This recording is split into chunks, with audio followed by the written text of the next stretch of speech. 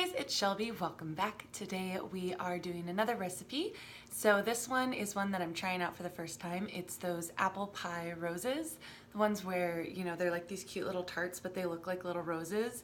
So I'm really excited for that. I've been seeing this recipe just pop up everywhere because Valentine's Day is coming up. So I thought I'd give it a try. I mean, if you can get little personal sized apple pies that taste like apple pies, even though the recipes aren't exactly apple pie recipes, but I'm gonna try it out for taste, and just try it out to see how easy it is, because on the blogs they're like, oh, you just roll it up and it creates this beautiful perfect rose, but I don't know. So hopefully it works out, but I'm gonna test it out. If you want to make your own, I will put the recipe that I'm using down below. Most of the recipes seem pretty similar, but yeah, I will change the camera angle. We'll go to the kitchen. We'll try this out for ease and taste. I'll link everything you need down in the description below, or at least put the recipe along with my socials. Give the video a thumbs up if you like it, and let's get going. Okay, so the cooking for these is 375 degrees for roughly 40 to 45 minutes. So they do cook for a long time, but go ahead and preheat the oven and we'll get going. Okay, next step is fill a bowl about halfway full of water and squeeze half a lemon into it. And this is basically what we're going to be putting our apple slices in. And so the lemon in the water is to keep them from turning brown and oxidizing. So just kind of squeeze that in there, mix it around. Whoops, don't do that. But yeah, that's fine. So we'll get the lemon juice in there, and then next up is to slice our apples really thin. Okay, so the next step is take 2 apples, which honestly doesn't seem like enough, but I'm gonna trust the recipe on this. Cut them in half and core out the seeds, and then you're going to want to cut them into paper thin slices, which just seems like a lot of work. So I have this, which is like a nifty little guillotine tool, and it fits on top of this, which is awesome. I love this thing. My mom got it for me. It's like the greatest kitchen device ever. It like cuts, it's got a lot of attachments for like making french fries and you know, cutting apples into wedges and stuff. It's awesome. It's really great. You should get one of these if you don't have one. It's got a little bucket. It just goes in there. So all my little apple slices, when I cut them, are gonna get caught. This thing's gonna save me a lot of time. So that is what I'm going to use to slice my apples, and I'll change the camera angle. We'll get going on that. Okay, so here's my little tool. I've got my apples sliced in half and cored out, and basically just doing that. I think maybe I did that wrong. Maybe I'm supposed to do it this way, because yeah, we'll just do that, because I'm pretty sure like it needs to look like this in your slices. Just like that. Take our apples out and immediately put them in the lemon water. And now that your apples are all sliced and in the lemon water mixture, pop them in the microwave for 3 minutes.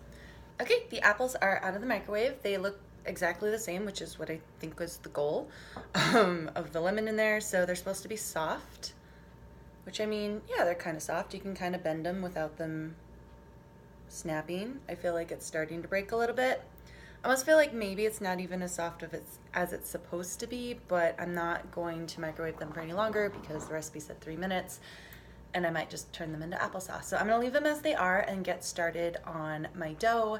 You're supposed to use, in most of the recipes that I came across, puff pastry dough, but my store was actually out and the shelf was cleared, so my choice was frozen pie dough or phyllo dough. So I got frozen pie dough because, I mean, they're mini apple pies. Like, pie dough has to work, right? So anyway, I'm fairly confident that that is a reasonable substitution, and yeah, that's what I'm doing next. So lightly flour your work surface, and we are going to roll out our dough into a rectangle of about 9 by 12. I have my pie dough defrosted, and it just comes rolled up like this. I just have the Pillsbury kind. So this is basically a 9 by 9 circle. So we just want to stretch it out a little bit. That looks about right. So yeah, that's about 12 inches. Let's see if that's about that big. Yeah, I think that's right. And now we cut it into 6 strips, about 2 inches each. So that would be 3 on each side. So I'm just going to kind of go down the center. And then 1,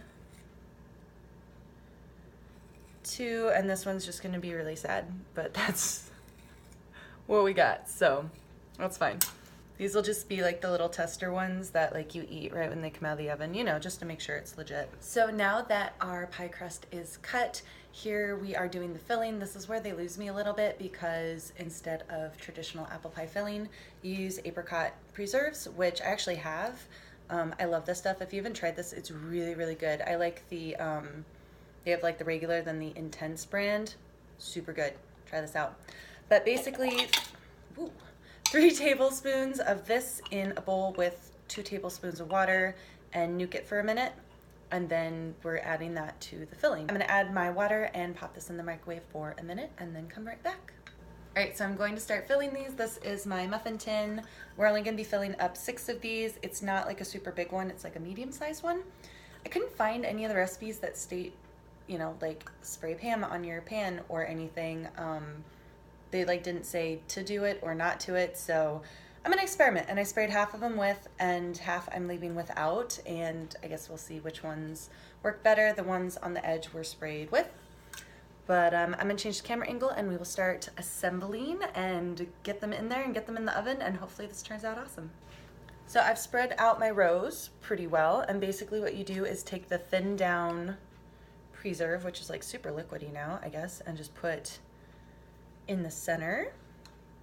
The blogs are all mainly pictures, and this looks a lot thicker in the pictures, but I don't know, maybe that's the difference between a camera and real life.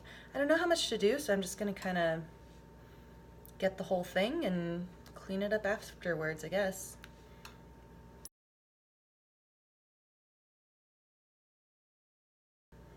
There we go. Preserve is on. We'll do these little like guys in the corner too.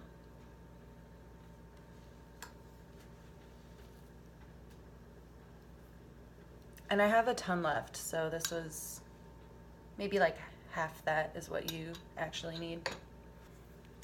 Got my cinnamon sugar.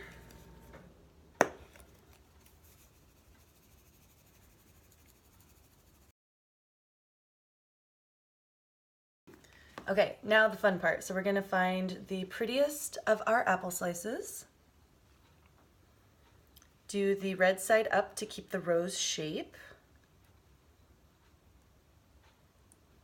Just kind of layer them over each other. Or the rose petal shape and color, I guess is what I meant by that. I think we need big slices for this. These are kind of watery, but it didn't say anything about drying them.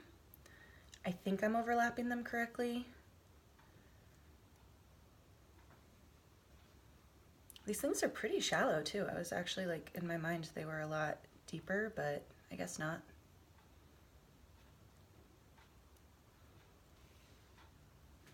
Okay, and I can't resist, so, just, you know, for good measure.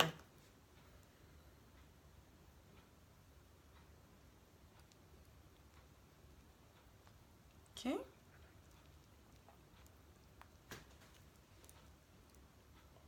We roll it up. Ooh, okay, this isn't hard actually. Nice.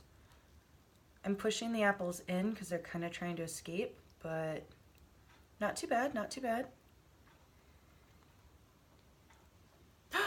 Oh my gosh, that's beautiful. Oh, I'm so good at this. Look at that. Awesome. Fits perfectly.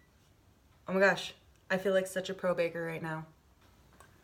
Maybe use bigger apples. Like the apples I used were kind of small because I used Honeycrisp and they're delicious but small. And I'm thinking maybe they're too small because it's like I need a full-on apple slice, not these little baby ones. And most of them are little baby ones. Also, the recipe didn't say to drain the apples, but they're so liquidy, I feel like maybe I should have.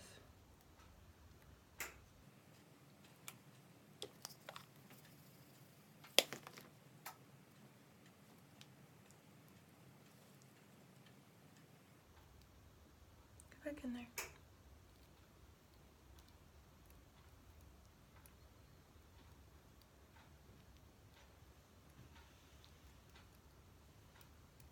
Okay, I'm seriously so impressed with this. Like, this actually is really easy. As long as it doesn't, like, destroy while baking, this might be a total Pinterest win.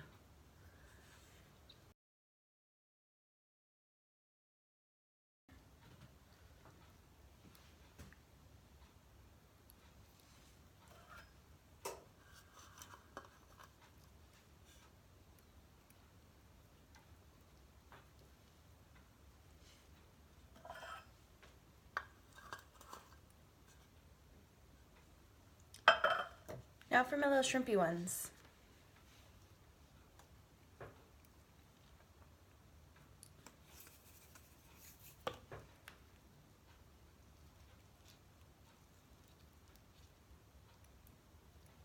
Okay, we're gonna try this. This one might be a reach, but we're gonna try it.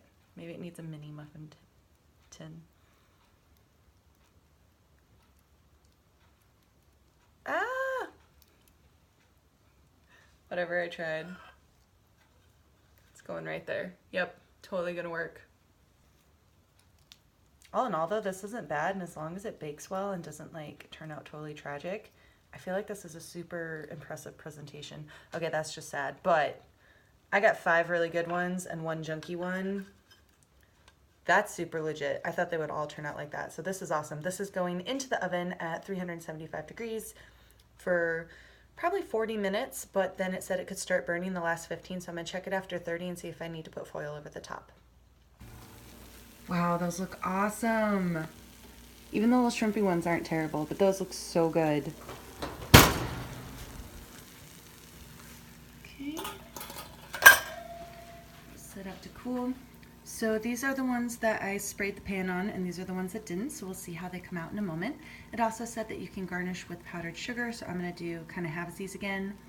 Some in the spray, some without, and just see if that makes a difference for like taste or anything. That one's so pretty, I'll hide this one. There we go, and we will leave the other ones powder sugarless. So I'm going to take these out of the pan and put them on a rack to cool. Uh-oh. First problem encountered. I feel like these don't count though, because these are like the problem children to begin with.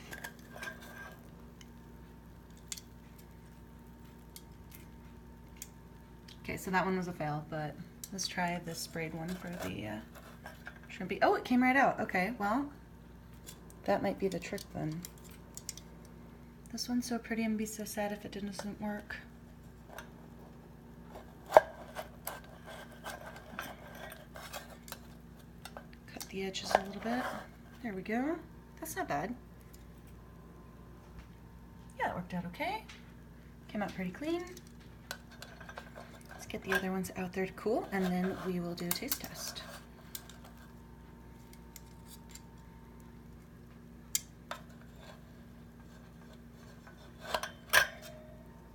Yeah, definitely spray the pan. These come out so much better. I don't know why that's not in the recipes, because look at that.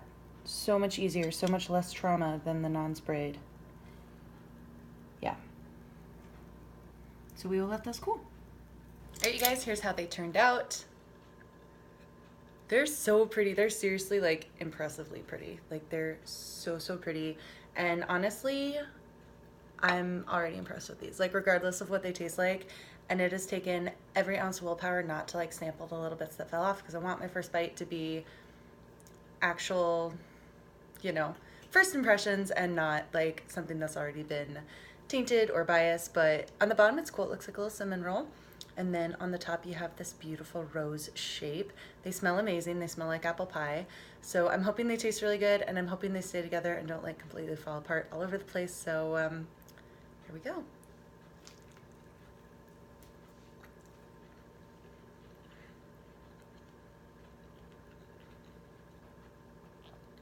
Okay, first impressions, these are delicious. I'm not sure it's 100% apple pie, but it's very close. It's really sweet.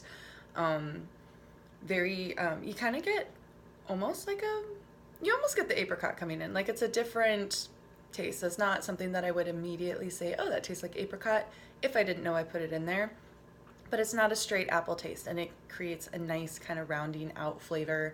The cinnamon and sugar kind of just meld into the apple and bring that out. You taste the cinnamon a little bit, but not a whole lot. It stays together pretty well. Like these are not super messy to eat. That was kind of one of my worries, that the apple slices would just go everywhere. But no, like honestly, for how easy these were to make, I mean, it did take between like an hour and a half, including cooking time. So they are a little bit time intensive, but they're not actually difficult to make. I'm super impressed with these. I'm super impressed that I made these. Like these are awesome. As I said before, I will list the recipe I used down in the description along with my socials as always. Go ahead and give the video a thumbs up if you liked it, consider subscribing, and I'll see you here again soon. Thanks for watching. Bye.